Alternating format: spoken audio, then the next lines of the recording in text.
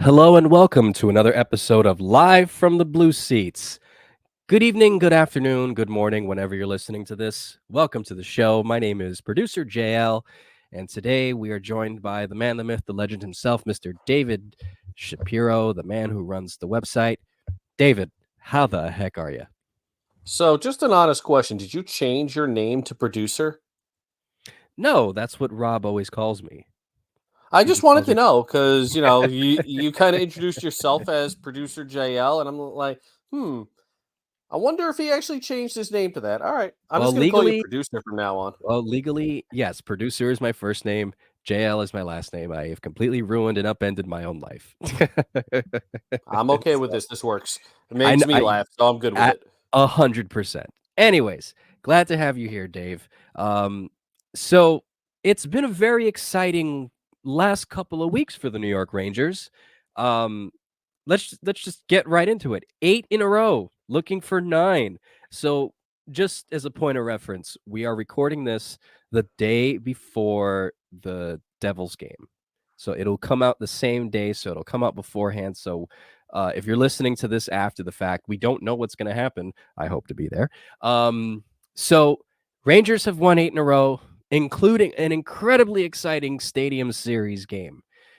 Just to touch on things real quick, Dave, in terms of the 8-game winning streak as a whole, what do you see in terms of the team's performance as a whole, and what has really been the catalyst for these 8 wins in a row? I mean, it basically leads up to before the All-Star break. You can kind of have that pinpoint of when Connor Mackey got into the fight, and it just kind of piled on from there. So what are your thoughts of just about the streak in general first? It's amazing what happens when the goaltending finally starts goaltending. The, Everyone was so focused on the way the Rangers were losing in January, and there were so many people saying this team is terrible, blow up the team, trade everybody, which was honestly a little bit hilarious for me. It was But hilarious. all you had to do was just take a little bit of a step back. We knew this team had holes at 5-on-5, and we knew that was going to hopefully get addressed at the trade deadline. But once the goaltending and the power play combined both started tanking, that's when the Rangers started to tank. And we've been preaching this, and this is something that Luker preaches all the time. With the way the Rangers are structured, if their goaltending and their power play are even just close to their peak and just close to what we expect from them. So, what is this, a 27% power play? And Just Igor about. being what, a 920 save percentage goalie? All they need to do is tread water at 5-on-5, and they can beat any team in the NHL in a 7-game series. And their slump in January coincided with Igor shitting the bed and and the power play shitting the bed at the same time. They can weather one, they can't weather both. Right.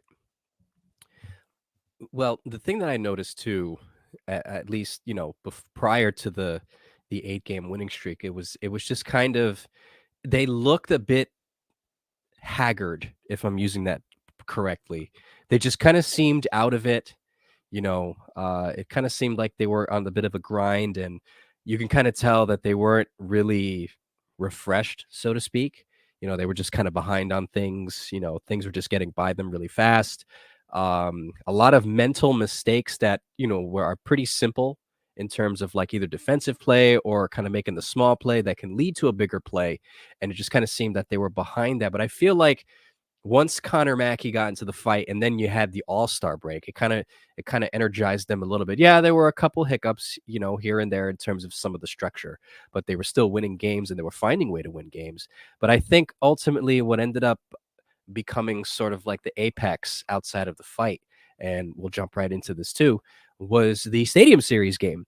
Now, obviously, they had won games before that, obviously, but losing Blake Wheeler, which obviously sucks for the guy, kind of was like a blessing in, I don't say blessing in disguise, because the way that I don't want It's to a make it blessing sound in like, disguise. yeah, It's a blessing it's in a disguise. it's a blessing in disguise.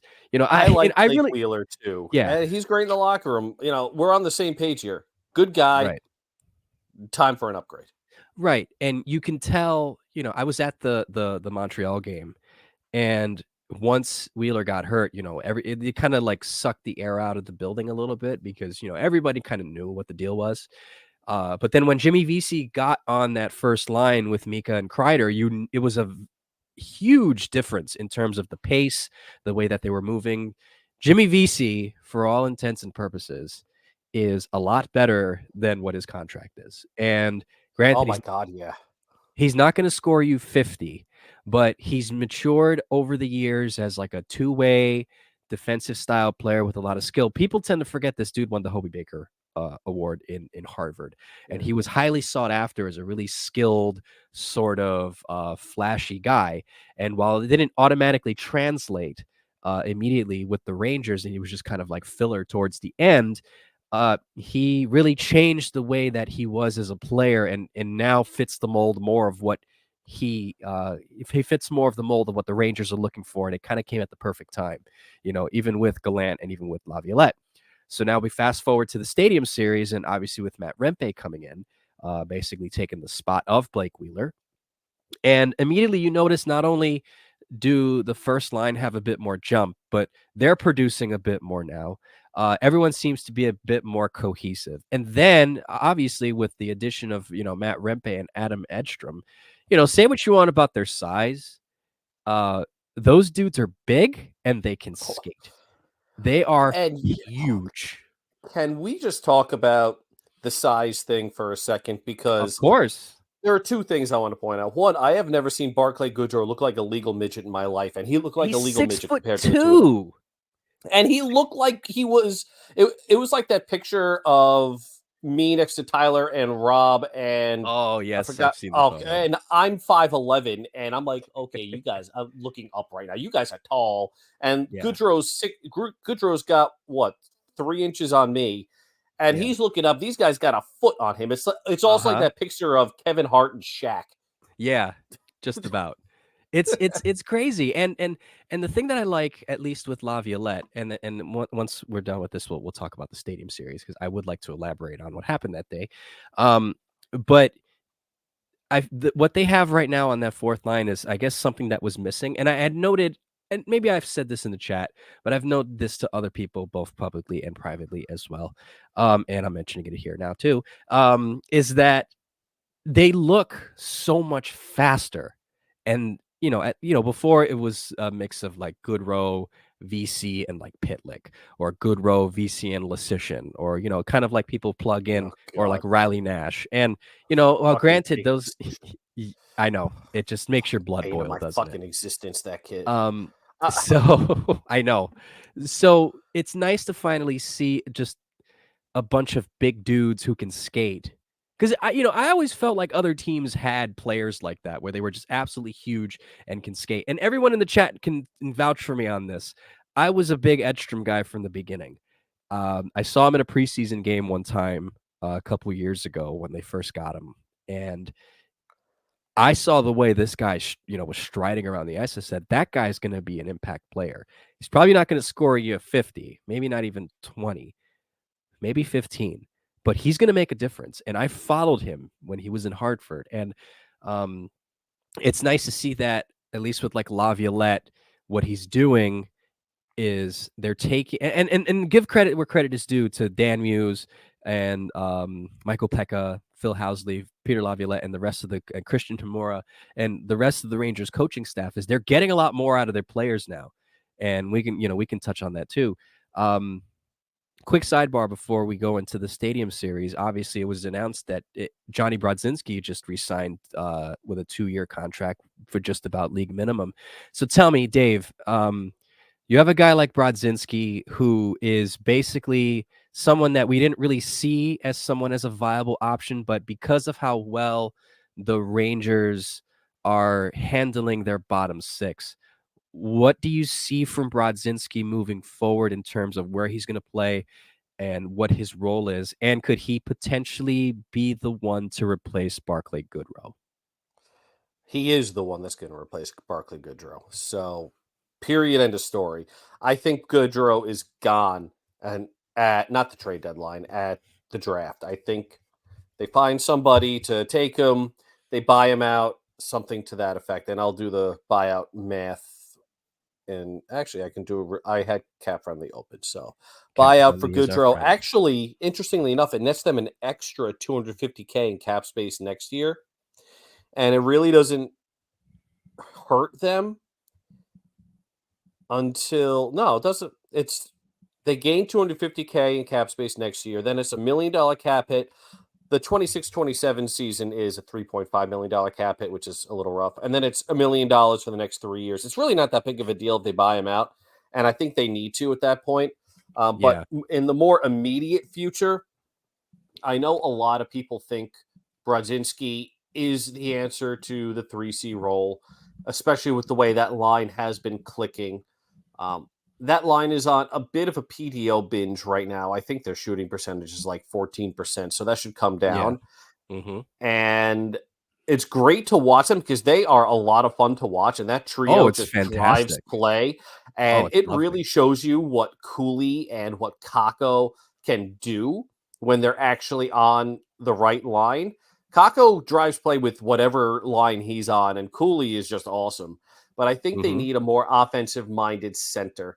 And I like Brodzinski, and he drives play in all three zones. I think he's better served in a defensive role.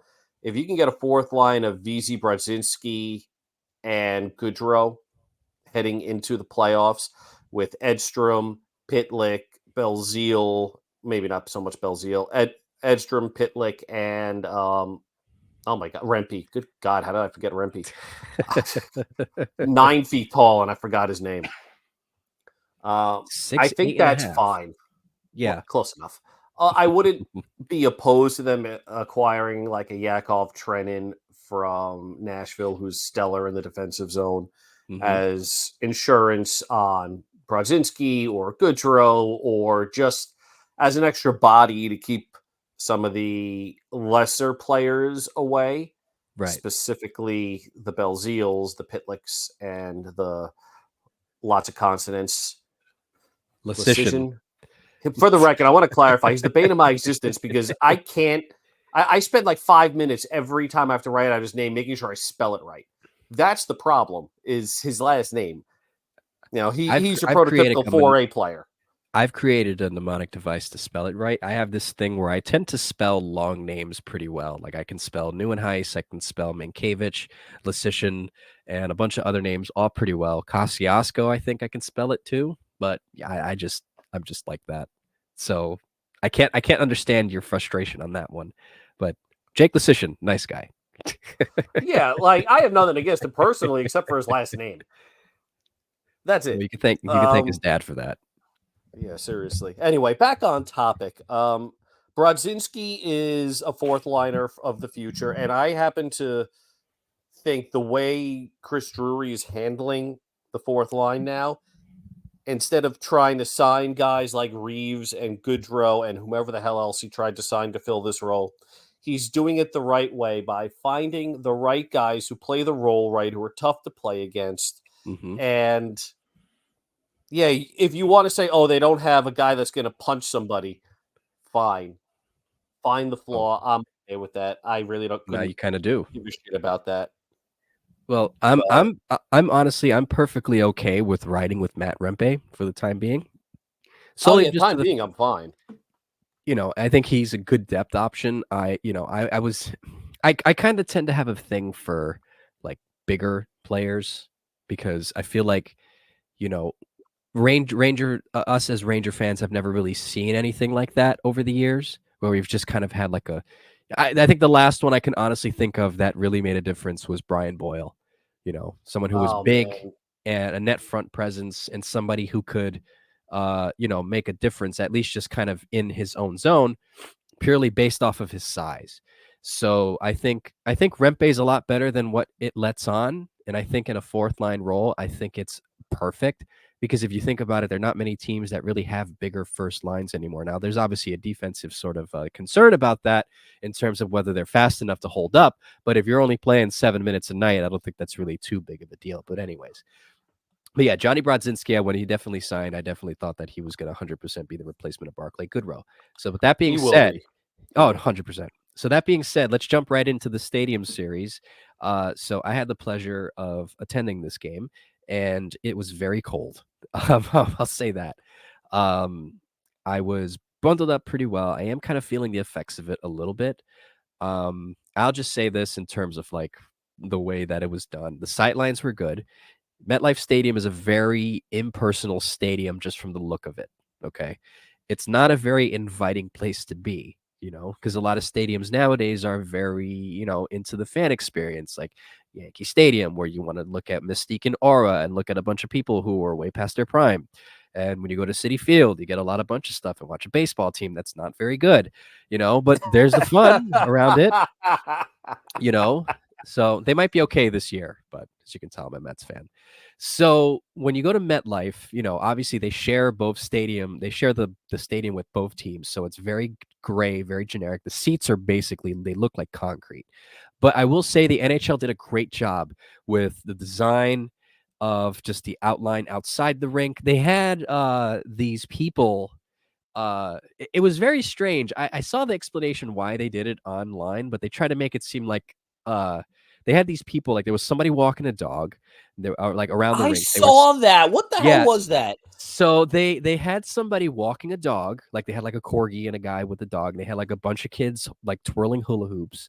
They had somebody getting a stroller, and what they were looking for was kind of like this like backyard street sort of thing. Because then on the other side of the ice, behind the other side of the net, they had like the little street hockey things. So the one side had the Flyers and the Devils logo, and the other side had the Rangers and the Islanders logo. So they had like they would have little street hockey, ball hockey games in between intermission. And then obviously on the longer side of the rinks, you kind of had the display screen where you had this that had the score for each team, and then on the other side was kind of the concert thing. I will say this: New Jersey Transit, I'm calling you out. You are terrible. I can't wait to see you mess up when the World Cup happens because it's 70,000 people and you goofed up. And then in terms of just kind of the space, you had 79,000 people. The concourses were packed during intermission. Everybody just goes into at once. It's just about the same when you go to a Jets game. Um, and they kind of dropped the ball on that too. As far as the sight lines, like they were pretty good. Even though the stadium is very high, at least from where I was. And I looked at some other videos of other people in different sections. There was really not a bad seat in the house. You could see the puck very well. And I thought initially going into it that I was going to have trouble. So I was contemplating buying a bunch of binoculars. But then again, I realized I'm not that old. So I think I can see at a pretty reasonable distance. But it turned out to be pretty good. You can see a lot. The crowd was insane. You definitely more Ranger fans. I enjoyed every second of it. I thought that was an experience like if they ever have another, and I'll tell this to you and I'll tell this to everybody listening. If you were there, you understand what I mean. If anyone didn't get a chance to go, if they ever have another outdoor game, whether it's in MetLife again or whether it's in, I've heard rumors that they might want to do one at the stadium in Rutgers, or either in another baseball stadium like Citi Field again or Yankee Stadium, do it. It is worth it. Depending on the weather, it was reasonable enough for me and my asthma to do it. Um, it's definitely an experience, and definitely them coming back, and we'll touch on that right in a second. Them coming back just added to the whole like allure of it. And I make this comparison. I saw this on Twitter, X now, whatever, that Ranger fans made the Devils game the night prior sound like a library, and I can 100% confirm that. So that was just my experience with it. And in terms of the game, I want to get your thoughts, Dave, because it was kind of, up and down, so to speak, but they ended up evening out. Igor didn't look that great towards the beginning. They got that easy goal off the rip with Gustafsson against Sorokin, then Rempe fought. What did you think overall of their effort towards the beginning, and what did you see them do to kind of hold the Islanders at bay and keep the game from basically getting away from them. So, first things first, um, it's tough to really fault either goalie. Outdoor games are tough. Oh yeah. Shadows, sunlight. It's just tough to track the puck. Shadows are a bitch when you're trying to track the puck, Right. by the And way. It is quick tough. sidebar, just to add to that. They delayed the game, I think an extra 35 minutes. I think it started around 3:45. I was too busy trying to get in. I didn't really keep track of time. When I got there, it said it was going to start in 30 minutes. So had to have been at least around 3:45 because of the sun and the wind. So that definitely plays a part in what you're talking about. Yeah, we love playing hockey in the elements, and then we don't like the elements, which is just kind of Right. funny to me. But I I was know. a little annoyed because I heard 4 o'clock, and then at 4 o'clock, I get the stream going, and the Rangers. I missed the Gustafson goal, and then I started watching, and then the Islanders scored like 5 in a row. I'm like, what the fuck? But from an on ice standpoint, the Rangers weren't slow. They weren't lacking anything. It's just the way the game went. Igor let in one bad one. I think it was the third goal or the second goal. I It think it was the was Horvat one that was pretty yeah, bad. that one. That was the bad goal. And then when the Islanders made it 3-1, I said to pull him, not because of the way he was playing, he had the one bad goal, but because sometimes that's a bit of a jolt. Sorry, no, I said pull him after the fourth, call the timeout after the third. Um, Right. they just needed a bit of a reset because the Islanders were coming out fresh. They hadn't played in a week, and the Rangers didn't have that kind of energy. But as they settled into the game, you saw why the Islanders are frauds. And this isn't a Rangers Islanders, rivalry thing. The Islanders are not a good team. They're not. They're only in a playoff spot because they have 14 overtime losses or shootout losses, whatever the new standing thing is now. They change it every fucking year. I can't keep up anymore. That's the only reason why they're in a playoff spot right now. The only reason why they're ahead of the Devils, in my opinion, is because they know how to get to overtime. Right. And the Rangers exposed them. They are not good defensively, which is kind of funny because Barry Trotz made them into a stellar defensive team, and now look at them. They can't kill a penalty to save their lives, and they rely way too much on Ilya Sorokin. You're basically looking at that immediate post-lockout Rangers team that, Oh boy.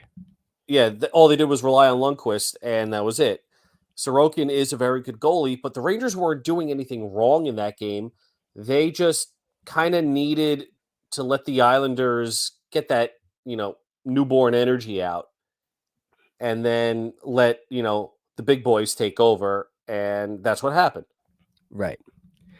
And one of the things that I noticed too was that as the game progressed, obviously with the sun coming down, that also definitely played a factor. But I noticed after the timeout, they were way more aggressive in terms of the puck battles into the corners, and the neutral zone play was a lot better. As the game went on, the Islanders were just throwing anything on Igor, and it kind of hurt them in a way because they thought, I guess they initially thought that we'll throw anything on the net and it'll go in. But what they fail to realize is that once Igor gets into the zone, he's really not going to let anything else in. The Romanov goal, which made it 5-3 after the Rangers made it Oh, 4-3. that one pissed me off. Yeah. Oh, dude, that was ridiculous. It was a deflection off of Brodzinski's stick. And also the fact that Lindgren had gotten hit in the face, follow through. Yeah, right. So Lindgren's down. So that was something they lucked into. So while the comeback was great, it really shouldn't have happened. But I'll take it either way. And another thing I noticed too, at least in just terms of players and individual effort, I thought Edstrom looked great. I thought Rempe looked awesome. That They fourth did line look did its very job. good. You talked about Will Cooley. That dude has a motor, and him and like Oh, we yeah. mentioned before, him and Kako work very well. Excuse me, and they were just kind of just wearing the Islanders down. And when you talk about the Islanders' defense, they could not keep up, which caused them to take a lot of lazy penalties. And then obviously you got Mayfield's trip, which I find it funny. There were a lot of Islander fans like basically saying, "Oh, he dove." But if you look at the replay, and you could even see it from when I was there, when I was there, you saw it. Mayfield literally swatted his stick at Lafreniere's foot. It's like no denying it. And then obviously there was the one in the corner behind the net. And then obviously at some point the power play is going to definitely break out. You can't that power play is too good for them not to just continue to be that bad for extended periods of time. So I think it was a great call by Laviolette to pull Shesterkin on that 4-on-4 to give them the man advantage. That Because was then a great call. it was Great call. I great. forgot about Right. that. It was great and it was gutsy because now you see them playing with this. They had already picked it up to make it a closer game. It was 5-3 and you see this kind of like they were kind of slowly building up this sort of the momentum where they were just working harder and harder and harder and harder, and they were wearing them down and down, wearing them down, wearing them down, and Islanders could not keep up, and you could see it. And I'll give credit where credit is due. Mika Zibanejad looked phenomenal as well. I'm hoping that this is the start of something else in terms of like just consistency. He looked great the other night against Dallas, which we'll briefly touch on. And it just culminated in this sort of just explosion of just offense. And then obviously, they tied the game, and I was actually a little concerned that the Islanders were going to just like get a loose one because, that's what happens with all my sports teams is they like to let me down in the worst way possible. Thanks, Mets. So then when they went into overtime, I'll say this, I looked at my phone when the Islanders won the draw, a quick glance, because I thought, okay, well, they're going to move it around and quick pass out. And then Dobson just whiffed on it and ultimately led to what we saw. And when that happened, I knew it was going to count. That was no problem. There were people around me that were like, oh, no, it's not going to count. It's not going to count. No. I know the rule No, very that was well. very clearly counting. It was very easy to see that it was going to count. The Islander fans next to me were like, no, it's not going to count. We knocked the net off. I'm like, you'll see. And then we've seen the videos. We've heard the sound, the eruption of that stadium just collectively. That was pure pandemonium. And that's probably the second best game I will honestly say I've ever been to. And the Rangers really lived up to the hype. First would be the Panarin overtime winner in 2022 for the first round. So now, after the Stadium Series, we're on a bunch of high. Not even 2 days later, we go right back into it against Dallas. So just briefly, Dave, what did you see from the Rangers? First of all, did you expect a letdown? Because I certainly did. What did you see from the Rangers in terms of, did they carry anything from Sunday into Tuesday night?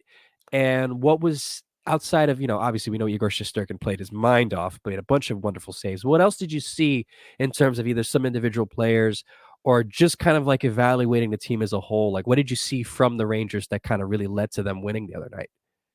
So you're putting me on a spot here because bedtime for both of my kids is 7:00, and we had a little bit of trouble. So I missed most of the first period, and then there was a little bit of up and down. So I wasn't as in tune with the game as I'd like to be, and that's been a problem all damn So season. let me rephrase that then. But give me your observations of what you saw from what you were able to see, because I know you look at the stats and I look at the charts, and I know that you definitely do make a lot of good evaluations, even if there are certain instances where you don't see most of the game. So what did you, from what you were able to see, what did you take from their effort and from what the stats show and what some of the numbers were to put out? So I did expect a letdown. I did not expect Shesterkin to stand on his head the way he did. So Shesterkin stole that game. I don't think anybody is going to deny that. 100%. And we got front and center what he and Benny Allaire were working on, which is high glove. And if you remember, Lundqvist had the same damn issue. God, when was that? 2013, 2014? It was the year he signed his contract extension is when he had that problem. Yeah. Yep. And listen, this is the NHL, so players are going to pick up on that, and they're going to keep targeting that. So what I found to be funny was Dallas was trying to pick that corner all night long. 100%. And that glove save on... So it's not the Sagan save. It's the other one, the glove save. I forgot who took that shot. I think that was Jamie Benn. That was Jamie Benn? I Yeah. I forgot who made the joke about, it was the last time Mhm. Yeah, somebody made a joke about Ben. Yeah, okay. Yeah, yeah. Um, but that save, I'm not sure how many people remember what Lundqvist would do when he had those high glove chances. He looked exactly like Henrik Lundqvist. Yeah, Like, uncanny. I actually like, I knew I was watching Shesterkin, but I was like, "Holy shit!" Like, that looked like vintage Lundqvist. And same goalie coach, same issue. Not surprising that what worked for Hank worked for Shesterkin. And that was the key takeaway. That, and good God, that bottom six is so much fun to watch. Oh, it's incredible. It's amazing. I don't think it's a playoff bottom six, but they are so much fun to watch. Oh, yeah. And also, it was fun to see, Zibanejad actually contributing over the last couple of games, but Right. that's It's just a whole refreshing. other fucking topic. Right. So I'll say this about the bottom 6 because I like you missed some of the game, but I got to catch really most of the tail end of most of the tail end of the first, second, and third period I caught. And one of the things I noticed was at least in terms of continuing from the Stadium Series game into that game on Tuesday was just the tenacity of Cooley, Kako, and Brodzinski, which it was really nice to see them re-sign him. Literally the day after. Um, and it was just nice to see them going into the corners, battling for pucks. And Kako looked phenomenal when he scored that goal. They just moved it around, opened up the space, and Kako picked the corner on a moving goaltender. I think it was Wedgwood. It wasn't Ottinger at the time. So that was that was nice to see. And just again looking at Rempe and Edstrom just kind of doing their thing. There was a couple of clips. I saw this when the game was happening was of Rempe and Edstrom just hitting people, and I mean that's a lot of body coming at you at 6'8.5". And doesn't matter how strong you are, doesn't matter how good you are, that's a big boy. Two big boys coming at you. And that's a It's lot. actually a blessing for the Rangers to have two guys like that, because if you think about it, when they're going to hit somebody, it is almost impossible for them to target the head unless they throw Right. an elbow. It's Exactly. almost like they're just going to if there's a check to the head, it's going to be because he either lifted his elbow or just ran straight into, his chest, basically. Like, Uh-huh. there's no way for them to deliver a headshot. Absolutely not. And again, you mentioned the skating. I mentioned the skating, and then you just talk about their size. So I just think they looked more like a cohesive unit. And then, obviously Keandre Miller looked really good. Peter Laviolette basically, spoke, I think it was today or yesterday after the game, and basically praised Keandre Miller's effort. And that's one thing, and this will be the last we'll touch on before we go on to the deadline, was that, obviously he mentioned once that, he wants to try and get Kako out there more, which is phenomenal news because, Kako can definitely be a game changer, in terms of the role that he's currently in. But in terms of Keandre, I think Keandre is kind of like the silent glue for this defense.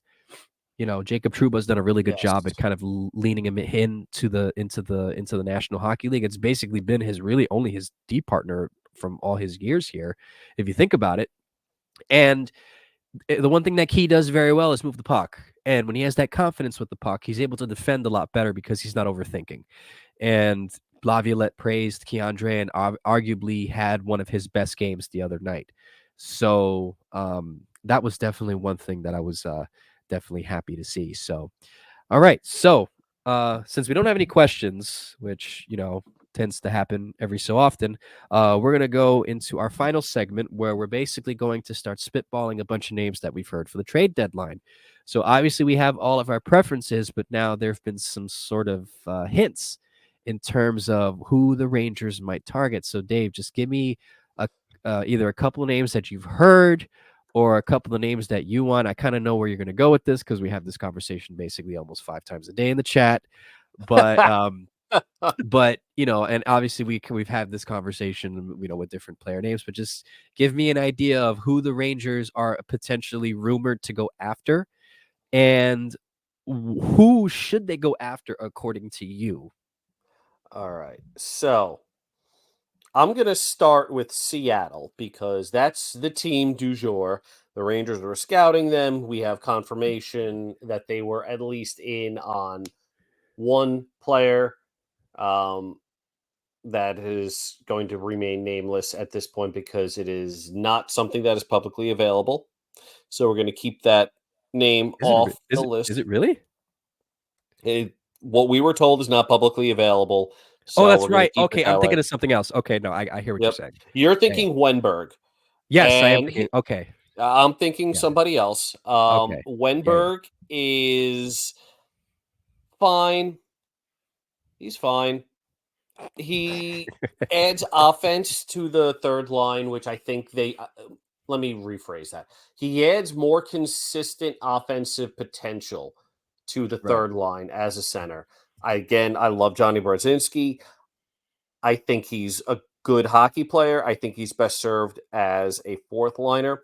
Or if you remember the 2014 Rangers team, that fourth line of Boyle, Dorsett, and Moore, that's what you want as your fourth line. That's Mhm. Brodzinski, VZ, and insert player on the right wing there.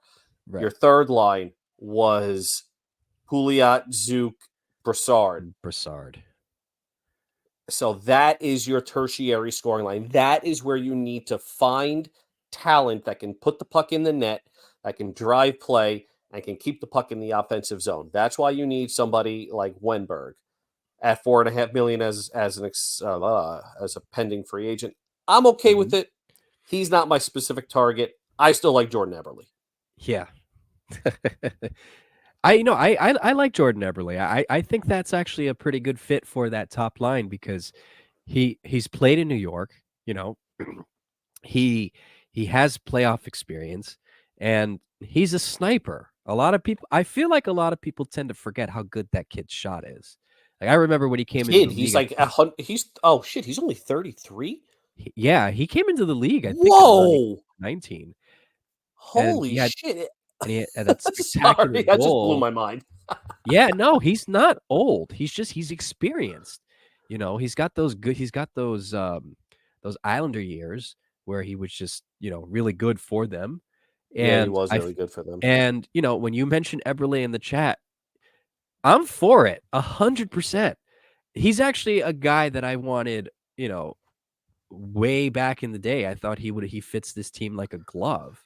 And he's He perfect does. he's perfect for guys like Kreider and Zibanejad, and this is just my reasoning for it. Obviously, you might have different reasonings for it, but basically, what people saw in Frank Vetrano 2 years ago is essentially what Eberle would offer with more. Yes.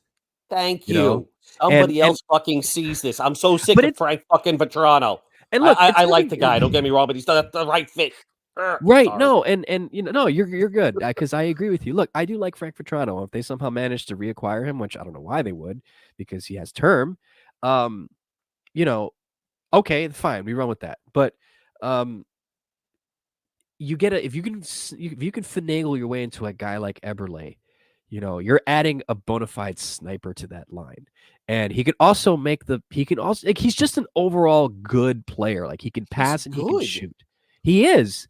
And he was oh he was kind of Eberle always reminded me of what Jeff Skinner was to Carolina, where every time he played the Rangers, he always almost scored a goal.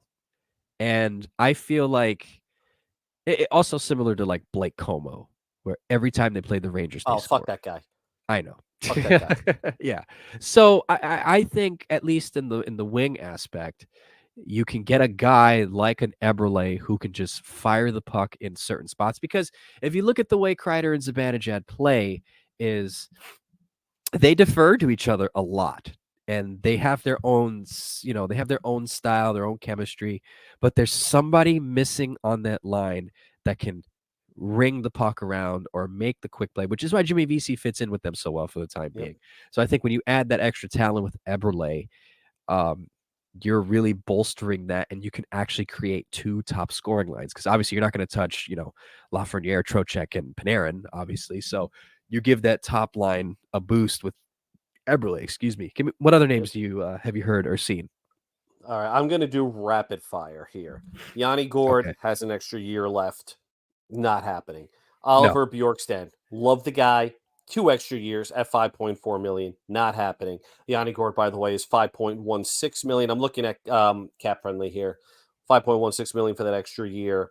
Doable, but only if what's his face? Heedle is not returning next season. Yeah. I Mm-hmm. think signing Brodzinski means no Yanni Gord. That's just Yeah. me. Mm-hmm. Other guys with expiring contracts, Justin Schultz on the blue line, not what they need at all.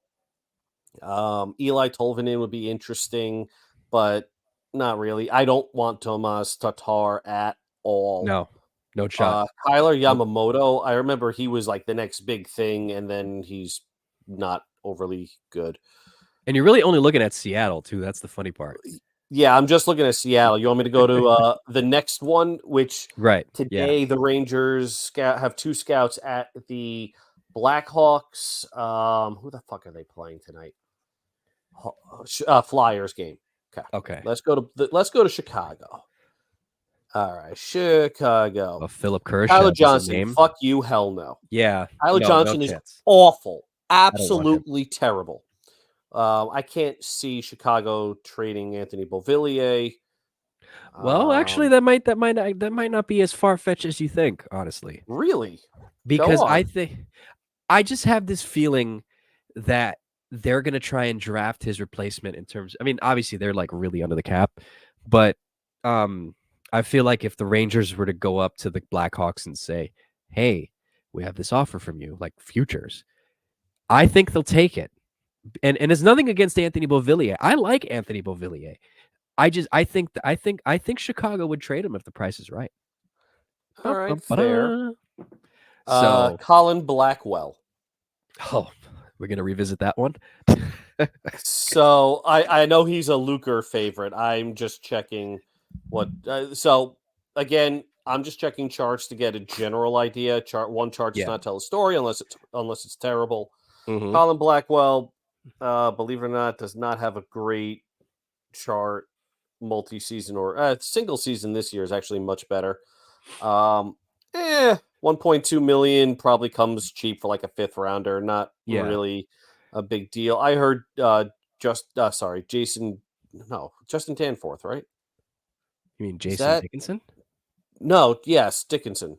I heard his name mentioned, but they re-signed him. That's not happening. Him. Yeah. Yeah. Well, I think that was just to kind of get them out the cap floor too, because they did the same thing with Nick Foligno. So I highly doubt that if someone were to come to them and say, "Hey, you want this guy?" and the Blackhawks are not going to say no. They're not winning the cup in the next couple of years, so why not? You know. So, Connor Bedard, but I don't think he's a fit. Before anybody clips that, I'm fucking kidding. You say that so casually, David. Jared Tenorti might be the perfect fit on the blue line. They need another giant. Why not? Oh my gosh. Again, I'm kidding. Yeah. People just a quick bit on Tenorti. I went to it was essentially Bedard's first. Well, no, I don't think did he even. Yeah, he played that day. It was Rangers Blackhawks. Tenorti just looked so lost. I'm just so glad we got rid of him. It was bad. I mean, they worked circles around him. So have fun with him, Chicago. Yeah. And then Philly, the only name that they're going to dangle right now is going to be why am I drawing blank? Scott Lawton, who you really have to take a step back and think the Flyers are in a playoff spot. Why would they dangle somebody like Scott Lawton if they're in a playoff spot and they think he adds value to the team? He's not a good hockey player. I put up the chart. I know, again, a chart doesn't tell the whole story, but when the chart looks as bad as Nick Bonino's chart, it tells a little bit of the story. Right. So, fuck no, especially with another 2 years at $3 million left. You guys hate Goodrow? You're gonna hate Lawton. Sorry. Right. And Rob noted in the chat, and I noticed this too watching the Flyers-Devils game on Saturday, he just didn't look good out there on the ice. You know, generally with players like that, or basically how Barclay Goodrow operated for the first 2 years of his contract here, was you saw the redeeming qualities, whether it was winning the draw, being good on the penalty kill, having some sort of speed, kind of adding some kind of jolt. And just like Barclay Goodrow, which I'm a little disappointed on him this year, Scott Lawton is essentially the same thing. So that's kind of more of a lateral move than anything. Yep. You want to go to a fun one, Arizona? I mean, sure, absolutely. Jason Zucker. That wouldn't be so bad, actually. That wouldn't, and he's only signed to a 1-year contract, if I'm correct, right? Jason Zucker is signed to a 1-year contract expiring this year, 5.3 million. The Rangers will have close to 6 million in cap space once they send Rempe and Belzile down. So technically that does fit. And more than likely, that's He, probably going to get retained, so they can yeah, definitely fit that more. yep. I think that'd be great. Honestly, Uh, he was such a pain in the butt against us when he was on Pittsburgh. yep. So I think Nick Bjugstad would be in the conversation had they not re-signed Johnny Brzezinski Mm-hmm. with an extra, and the only reason why is the extra year left, 2.1 million, doable. You can shift him to right wing. I'm okay with that. I'd rather leave right wing open for an Edstrom Rempe competition next season, Yeah. but I wouldn't be upset over Nick Bjugstad. He's very good. I have no idea how to Mm-hmm. pronounce that guy's last name, by the way. Then on defense, Matt Dumba, probably not what they need. No. I have no idea who Josh Brown is. None. I have no fucking idea. Like, he's just got such a vanilla name. I have absolutely Josh no idea Brown. who he is. Nope. I don't think he'd be a fit. I honestly think the answer on defense is already in the organization. I Oh don't I don't God! Oh my God! I looked at his chart. Nope. That's why He's we the don't know defense. about him. Nope. He is the defense version of Scott Lawton. Yeah, no, we're good. Travis Dermott is actually an interesting option. Wow. That's a name. Travis I Dermott. know it's a name. He's Wow. interesting. He's not the best option, but he's an interesting option. But now we have to think in terms of defense. You know, they already have Zach Jones. I think he's getting traded at the deadline. You think so? That's actually I not that bad of an assessment. I actually kind of think he is too. I think he is gone. I think Matthew Robertson is gone. They both have been. They're hitting that point where their return is diminishing, and this is really the best time to trade them, unless they think Jones is going to be part of the team next season. I Which I think they're mean, I both wouldn't be gone. against. And I wouldn't be against it either. I you just know, think at this point they just don't have spots on the team, so right. trade them while you can. Yeah, get something out of it. Maybe throw them in a package for like a forward. Maybe get something back that can give you a good asset too. Yeah. I kind of have a dark horse one here. It's not going to happen, but one kid can dream. Clayton Keller. The Rangers really wanted Keller at the draft. I think that was the draft that they almost traded McDonough to Edmonton for the 4th Yeah, overall to get I think Keller. that was the year they traded Cam Talbot, if I'm correct, in that draft. To Edmonton. Yes. Yeah. They really I think this one was confirmed by Bob McKenzie. The Rangers were going to trade Ryan McDonough to Edmonton for the 4th overall, but then Columbus selected, I think it was Pierre-Luc Dubois, Mm-hmm. and that threw off the entire draft. So Yeah. Edmonton held on to their pick. Yep. And I forgot who Edmonton took in that draft. I don't even remember the Clayton Keller draft. Well, let's find out. Clayton. Yeah, I'm Googling Clayton. this too. First thing that comes up for Clayton is Clayton Kershaw. We're not talking baseball right now. Not yet. Save that for the summer podcasts. All right. Okay, so here we go. Jesse Puljujarvi was supposed to go 3rd overall to Columbus. Columbus took Dubois. So Edmonton was like, hell no, we're taking Puljujarvi. And Vancouver fucked up their own pick. Yeah. And then Calgary took Matthew Tkachuk, which is not by far the best pick in the draft, but by far the second best pick in the draft. Yeah, because, Austin Matthews. And then Keller went 7th to Arizona. So another what if trivia. What if Columbus took Puljujarvi? The Rangers would have had Keller. And it's interesting to note. Right. And it's interesting to note, too, that, this was one of the years where the Rangers basically traded out the first round. And I guess they were, like you said, they were trying to get back in, which is something, it's a good problem we don't have to deal with nowadays, because it did kind of get old watching the first round of the NHL draft and not seeing your team there. It kind of became frustrating. I think that might have been, let's see, this pick was to Detroit. So that might have been one of the picks they sent over It's from New York Rangers from Arizona. So that's probably the Keith Yandle trade. So and the Oh Red Wings God, I picked remember the that Red Wings trade. got it from Arizona and they got Dennis Cholowski, really moving the dial on that one. So I guess a couple more names that I have, and I'm just gonna spitball on a bunch of random teams. So obviously Frank Vetrano is a name that's been thrown around, just Hold up. But wait, before we get to that, who's the guy that you think is the defensive replacement on the team? Connor Mackey? You in said terms that of the he's center. already in the organization.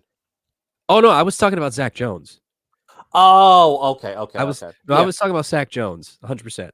But I mean, Connor Mackey didn't look that bad. I don't see why they wouldn't want to Mm, use him as kind of like a eighth defenseman. You he's know, certainly better than Ben fucking Harper. well, I kind of have a soft spot for him for when he punched Corey Perry in the face. So Yeah, yeah. that was nice. Uh, Just a So bunch you of went to other. the Ducks, huh? What's that? You went to the Ducks with Frank Vetrano?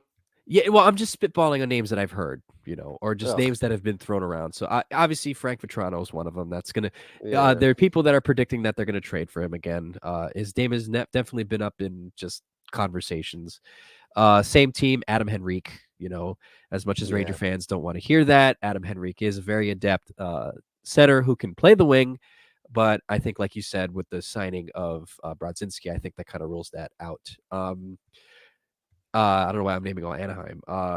Vladimir Tarasenko, again, heard that name thrown Fair. around, which honestly, that's probably the only one that I would honestly really consider bringing back because of how well he played and how much he wanted to be here, which I think kind of led up to really him taking that 1 season contract with Ottawa because I really think he's trying to finagle his way back in here. Yeah. I Um, wouldn't be shocked if the Rangers land him. I don't think he's going to come as expensive as people think. He's no, definitely not going to be the same price that he was from St. Louis. no, no. And if you actually look at that price actually wasn't that steep when you look at it, all It things really considered. It was wasn't. Hunter Skinner, a first, and I think it was another part, and Sammy Blais. Sammy Blais. Yeah, so that wasn't too bad. So I think now it'll probably take what? Probably like a second or a third, probably, and maybe a fringe prospect, if anything, but it won't be as I robust. I think it would be something like Robertson and a mid-round pick. Robertson Yeah, in a second if the Rangers can swing it. The Rangers don't have many mid-round picks, which is the problem. right. Just looking real quick, they have a first and a second this year, so I'd expect the second to be dangled before the first. They don't have a third until 2026. They don't have after this year. They don't have a second for the next 2 years. Those are the big ones. Hmm. They traded one of their fourths away, but they're going to get a fourth back from the Niels Lundqvist trade. They have Hmm. a bunch of fifths, sixths, and sevenths, but it's the Right. first 3 rounds that out of 9 picks, they only have 5. Right. Just a couple other names that I kind of trying to take off the top of my head. Tommy Chris Novak. Tanev, Tommy Chris Novak, Tanev, that's one. Chris Yeah, Tanev, I don't know. Well, that's a lot of contract to take on, a lot of cap hit to take on for this year. But right. he is very, very good defensively. But you're trading for him. Who's coming out of the lineup? Well, nobody, honestly. It's just That's it's the just the name that I problem. heard, you Yeah, know. like they can't have everybody. No. Well, it's not a it's not a video game, so it's not NHL Yeah, that's 24. Um I fucking keep NHL franchises. it's Ugh. so bad, I know. And they it's funny, they follow me on Twitter, which I try not to be too critical, but sometimes I just can't help it. No, What I, other I names? just hate them for brainwashing the entire anybody that plays their game thinks that a two-way contract means that you can pass through waivers. And No, that's not how it works. that's the thing that yes, and It's it's not how not it that works. I was a computer science major. I know I haven't coded in God knows how fucking long, but it's not that hard to add an if statement. If career games equals insert number here, 280, Right. has to go through waivers. Get rid of the one-way, two-way contract bullshit because it's just salary. Holy Mhm. shit! Sorry, that was a rant. Back to the Nashville Predators. Tommy Novak. Tommy Novak. I never really knew much about him until you guys started mentioning it. I mean, I knew he played for Nashville. I just kind of thought that he was just kind of a guy. But then more that I look at it, I think Tommy Novak would be a decent addition to this team. I feel like he's got a bit of an engine on him, which would actually Yeah. fit very well with this team. He's feisty. He Yes. is very good offensively. Defense is a problem. This year, he's gotten a lot better than his last couple of seasons, and it's not like Mika and Kreider are slouches defensively either, so Right. they'd be able to cover. So, oh my God, holy shit! I meant Cooley and Kako. Wow, It's getting late, Dave. I He'd be understand. the yes, I know. It's almost past my bedtime already. He would be the third line center, the offensive third line center, and Mhm. that would move Brodzinski down the lineup. Right. So Novak would be playing with Cooley and with Kako, and Kako can certainly cover any defensive deficiencies that Novak brings. Right. Wow, that was horrible. Yeah. No, you're good. You're good, Dave. And I guess just a couple other names before we wrap up. Victor Olofsson is one. And then you have Where is he nowadays? he's Is in he still Buffalo. Buffalo? Yeah, he's still in Buffalo.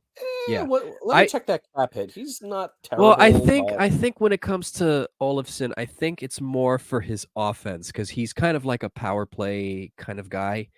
I think he's at 4.75, and he is a pending UFA.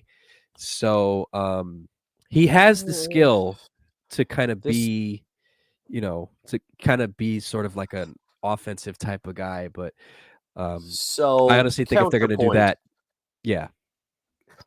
Is it that he has that offensive skill, or is it that he only scores against the Rangers?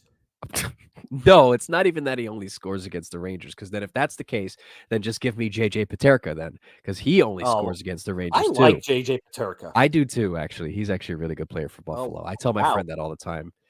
First off, Olofsson only has 4 goals this year, 35 games. But the thing with Buffalo is just that, I've had the pleasure of watching them live a couple times. It's just their system just does not sync well with with those units.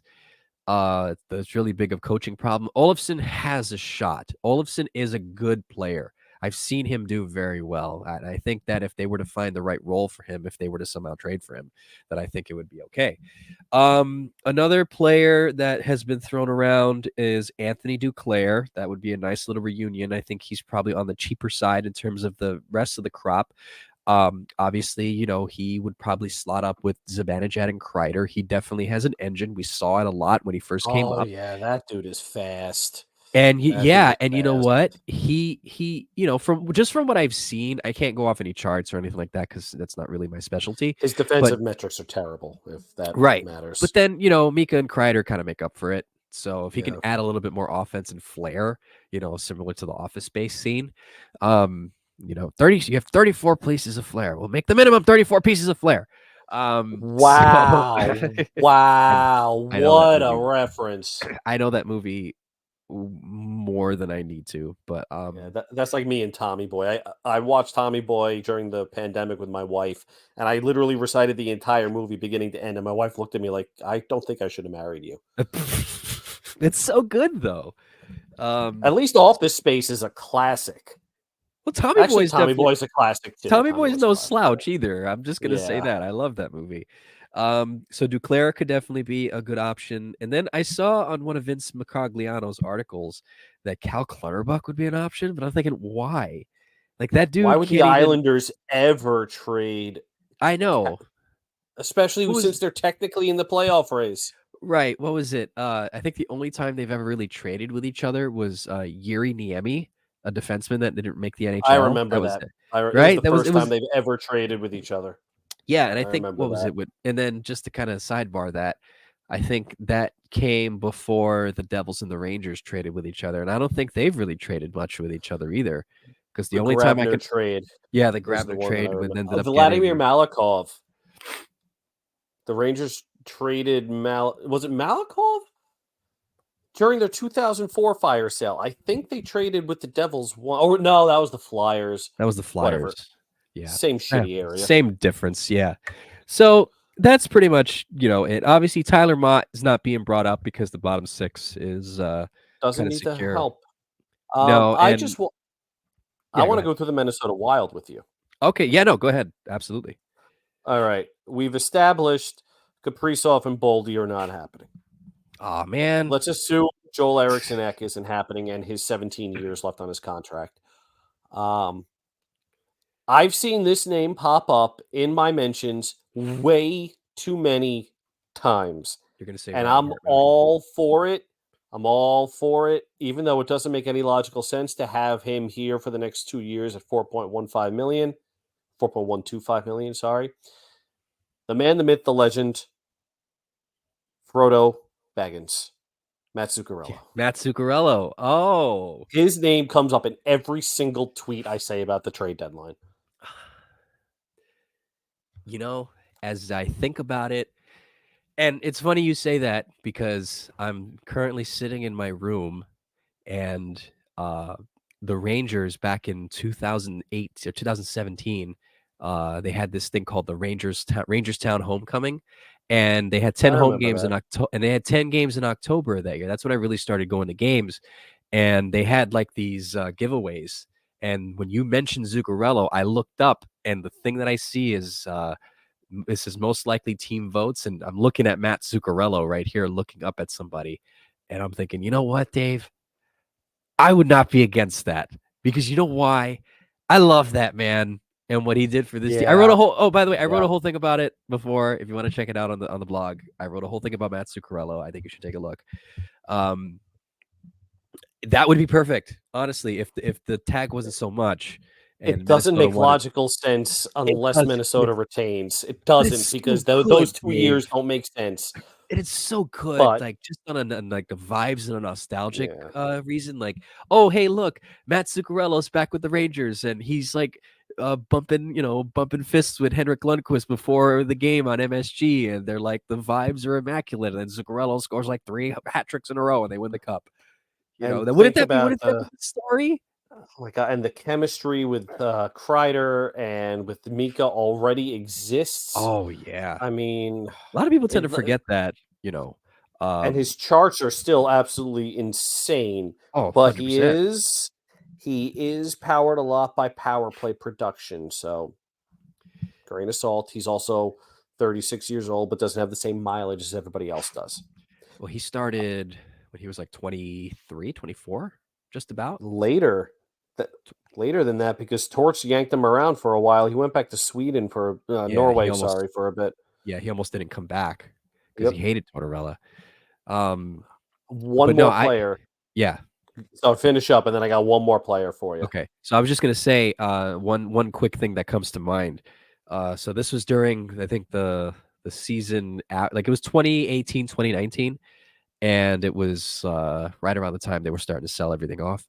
And Zuccarello was playing on a line with Kreider and Zibanejad, and I think Zibanejad got a hat trick against the Devils one time, January 31st, 2019. Look it up. I remember that day because it was cold. It was like 5 degrees, and I remember going to the Prudential Center and seeing Zuccarello basically set up everything, and Zibanejad just popped it on net, and I forgot how good that line was together, and I wanted them to kind of keep him with that line together. So I wouldn't be against it. Minnesota, take all the money. We'll help you out, and then we'll just keep him there and have him retire a Ranger. Shoot. So All right, what's your last name? funny enough, Minnesota actually does need cheap defensemen. So Robertson or Jones might actually work if Minnesota would really have to retain on him. But the name that I think is most plausible, and I'm going to butcher his last name, Zach Bogosian.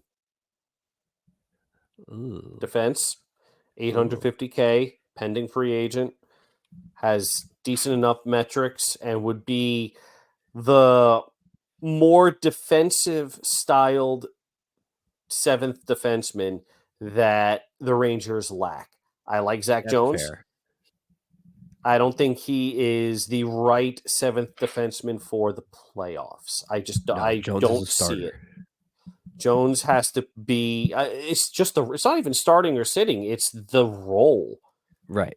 I think Jones does have to be in a more offensive role, and I just don't see that for the playoffs unless, God forbid, somebody drops a bowling ball on Adam Fox's head. I don't know. Knock on wood. I'm going with things that just aren't likely to happen just in case. Like, I don't want to say gets hit by a bus because he does walk around the city a lot, so I don't know. That is true. I'm just thinking about Bogosian, and yeah, that actually would be a decent seventh D spot. He can definitely fill in for Gus if something happens to Gus. I think he would do Yep. well with Braden Schneider. I feel like as much as I find Zach Bogosian annoying, I like his style of play. Did win a Stanley Cup with Tampa Bay, if I'm correct. Um, it's definitely a lot better than Jack Johnson, at least. Not that I wanted him back. I'm just saying. Because we did have him and he did win a Stanley Cup. So that's actually not a bad name. I'm surprised you didn't mention Ryan Hartman because I feel like that's a name that I've seen Ranger fans bring up too. You know, I think he can I'm the play one both that positions. started that. That's true. You did. That's why I was surprised you didn't bring it up. You know, I can't bring him up on every podcast, but since you brought him up, I love Ryan Hartman. He he can would be play perfect. center, he can play wing, he'd be perfect. He's got 3 years left at a manageable cap hit. I think if Philip Hedl is truly hurt and cannot return, Hartman is the guy you go after. But that's not something that would happen until draft day. Yeah. I'd be perfectly happy with Robertson and a second for Zook at 50% retained and Bogosian. Yeah, you've got me on the I, Zuccarello train, and it I means got I can bring everybody New on the Jersey back up. Zuccarello thing. Yeah, I got and I mean, everybody on Zook. It doesn't make sense. It makes no doesn't, logical fucking sense but at it all. weirdly works though, Dave. It weirdly works. You know, Does it? Does it? Does it it does. really? Yes, it Does does. it? 100% it does. But anyways, we can sit That's like here saying and season 8 of Game of Thrones worked. okay, no. That's not entirely the same. No, no, because at least Zuccarello was good with the Rangers. Season 8 was just bad as a whole. You Okay, know, fine. That's like season 7 of Game of Thrones. no, a better comparison is it's kind of like the last season of Sopranos. The first part of the season was The second part was the final season was great. Do you want 'Cause me to end this podcast on a total what the fuck moment? might I as have well. never seen The Sopranos. Oh, Dave. Oh, David. I never had the time to sit with it, and now with 2 kids under 3, we've been on season 8 of Suits for about 4 months now. Excuse me. 2 Oh, kids under man. 3 is tough. I Okay, no, barely have that's time to watch the understandable. Rangers. That's And I understandable, just you never know. watched The Sopranos, and I know I need to. Okay. Feel free So to I'll yell at me in the comments, people. okay, I'm not gonna yell at you because, you know, obviously my situation is different. I don't have any kids right now, so I'm more prone to having more time to do certain things. But I understand that because The Sopranos is definitely a lot to get through. But I'm just saying, Dave, if you get the opportunity to even watch it in spurts, so to speak, whether you want to watch it with, your family or whatnot, which I, wouldn't really recommend. I'm not putting Um, my 3-year-old, my 2.5-year-old in no, front no, of The not your Sopranos. kids. I'm talking about your spouse. Because I know there's a lot of people who I know that want to watch it with their significant other. But if you ever get the opportunity, and this is also to anyone who's listening who hasn't seen it yet, it is a lot because there are episodes are pretty long, but they're not boring. And if you even do it in increments, it is worth it. It's the same thing with The Wire. It's a phenomenal show. I think The Wire is a bit shorter, but they're Maybe I'll all start very that well one done. first. No, I Well, haven't seen The Wire either. Guys, give me a fucking break, all no, right? look, give Dave a break, okay? He's old. He doesn't have enough Metamucil. I'm kidding. Um, outside of me You can goofing kiss the around, absolute darkest part of my ass. well, you're not the first person to tell me that today. Anyways, I Wait, think somebody else uses that phrase? Okay, that's well, not a conversation for this pod because we're like at an hour and a half already. a phrase similar to that, let's just say. All right, fair enough. Anyways, enough pontificating about this. Thank you again, Dave, for joining me today. Hopefully, Rob and Becky and the crew will be back on a future episode. But to those who are listening, thank you very much for taking the time out to listen to Live on the Blue Seats. Follow us on Twitter. I still call it Twitter. The heck with you, Elon Musk. At Live on the Blue Seats, and you can find us all. Just go on Dave's Twitter account and find us all on there. Have a wonderful evening, and let's go Rangers.